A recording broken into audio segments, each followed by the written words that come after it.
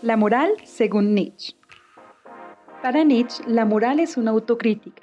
Es necesario que cada ser se conozca a sí mismo para que sea capaz de hacer un análisis riguroso de su propia conciencia y así poder desenmascarar la falacia de la moral cristiana. ¿Por qué la moral cristiana? Porque la moral cristiana va en contra de lo que es sano, fuerte y poderoso, rechaza la vida, da esperanza de un más allá ilusorio, desprecia lo terrenal, pone en el hombre el sentido pecaminoso y genera una moral de esclavos. ¿Pero qué es esta moral de esclavos? Para poder comprender este término, vamos a revisar cómo concibe el bien y el mal Nietzsche. Él realiza un estudio histórico sobre estos términos y asocia el bien con lo noble y el mal con lo vil. De esto saca Nietzsche lo que llamamos la moral de los señores y la moral de los esclavos. Iniciemos con la moral de los señores. Recordemos entonces que Nietzsche relaciona el bien con los nobles. ¿Quiénes son los nobles? Son los bellos, los fuertes, los sanos, son aquellos que reflejan todos los valores positivos de la sociedad. De ahí llega la moral de los señores. Veamos qué es la moral de los señores. Es la moral de aquellos hombres fuertes, decididos y valientes que ejercen la venganza cuando se les ataca y que no conocen la compasión. Lo bueno es todo lo que eleva al individuo y conduce a afirmar la vida. Es sinónimo de noble, bello, feliz y poderoso. En contraparte, tenemos entonces la moral de esclavos, que está relacionado con el mal y lo vil. ¿Qué es lo vil? Lo vil se ve reflejado en los enfermos, los débiles y los feos, que a su vez encarnan los valores negativos. De ahí surge la moral de los esclavos. Entendamos moral de esclavos como la moral tradicional, la cristiana, que nace del resentimiento ante todo lo que es noble y poderoso. Es la propia del rebaño y del mediocre, del que desprecia su vida por su creencia en un más allá. En esta concepción, el hombre está siempre en servicio de la religión. Otro término que vale la pena revisar dentro de la concepción de la moral de Nietzsche es el altruismo. Nietzsche plantea un egoísmo sano en contraste con ese altruismo supuestamente desinteresado de la ética cristiana. Él afirmaba que no existe ninguna conducta que no sea egoísta, que éstas se pueden considerar así solamente en apariencia porque desconocemos o porque está muy oculto el verdadero motivo de la acción.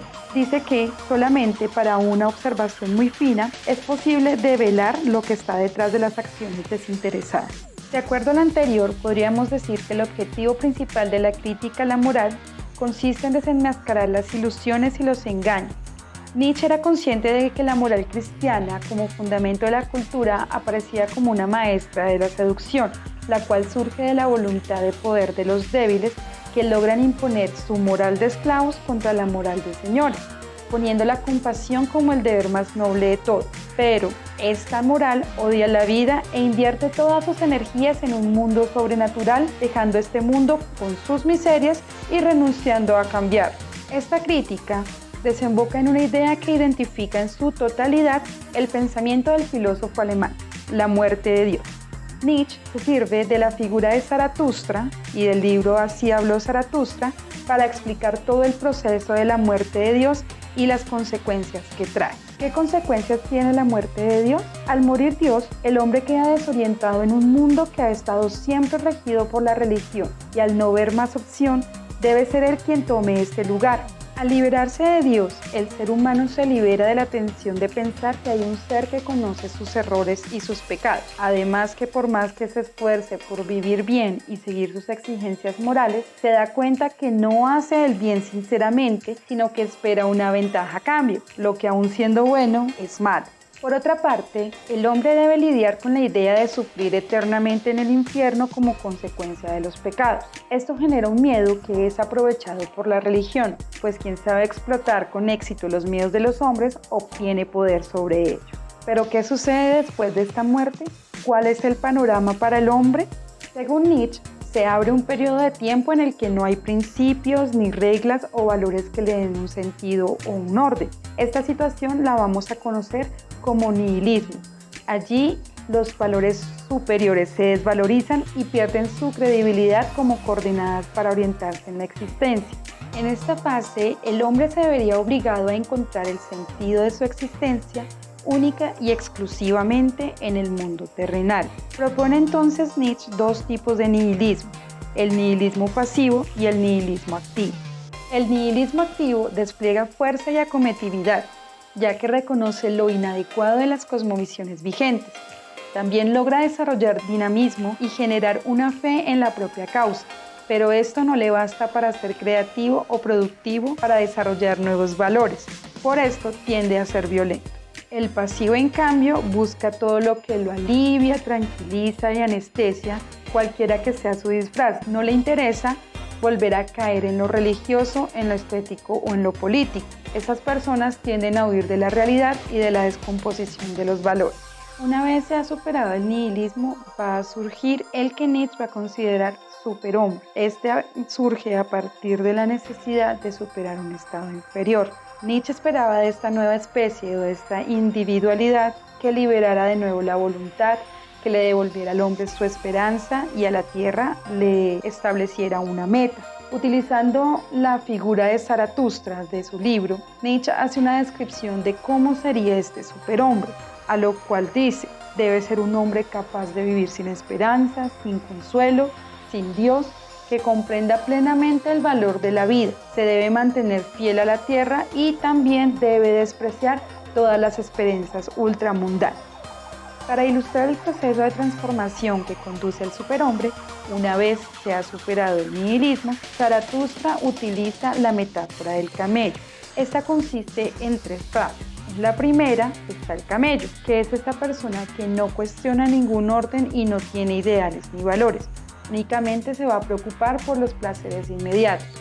De allí va a pasar al león. El león contrasta todas las ideas, pero es incapaz de crear nuevos valores. Su actitud es de continua confrontación. Y por último está la del niño. La figura del niño carece de prejuicios y, transformado en superhombre, va a crear nuevos valores. Como es un espíritu libre, va a disfrutar plenamente de la vida.